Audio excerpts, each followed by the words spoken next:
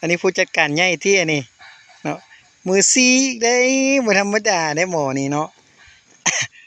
จงป่ายมันไว้จังซั่นแหละปลูกเง่านี่จะดีกว่าปลูกอันลำมันปลูกลำมันนี่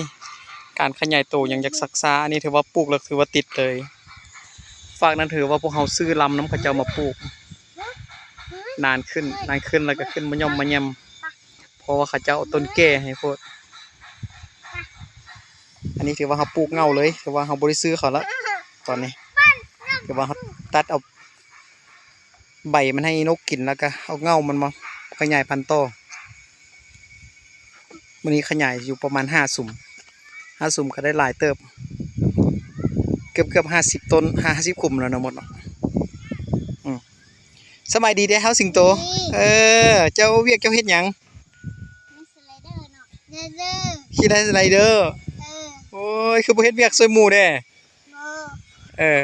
จงปลายมันขึ้นเด้งัดปลายมันขึ้นจงปลายมันพ่นไว้ถ้ามันเห็นเฮาปลูกมื้อหน้าว่ามาฮอดหันฮอดนี่หมดไอ้ตัวนั้นปลูกพ่อเขื่อนนั่น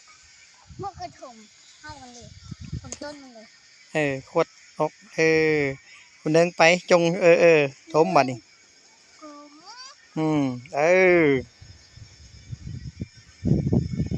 เอาบ๊ายบายเด้อโตไม่